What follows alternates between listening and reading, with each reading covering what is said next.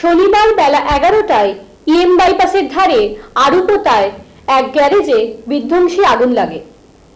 অগ্নিকাণ্ডের জেরে গ্যারেজে থাকা একাধিক গাড়ি পুড়ে যায়। ঘটনাটি এলাকাবাসীদের চোখে পড়তেই তারা দমকলে খবর দেন এবং মুহূর্তের মধ্যেই দমকলের 3টি ইঞ্জিন ঘটনাস্থলে উপস্থিত হয়। স্থানীয় বাসিন্দা এবং দমকল কর্মীদের মিলিত প্রচেষ্টায় আগুন বর্তমানে অনেকটাই নিয়ন্ত্রণ করা গিয়েছে।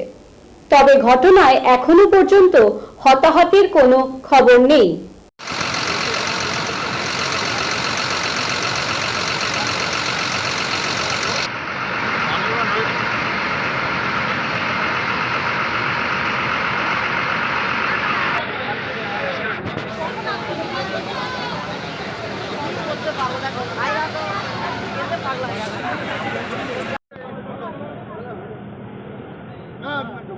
ভাই কাজ করতে হবে ক্যামেরা দিয়ে, মোবাইলে নয়। না আমারও বেরিয়ে যাচ্ছে।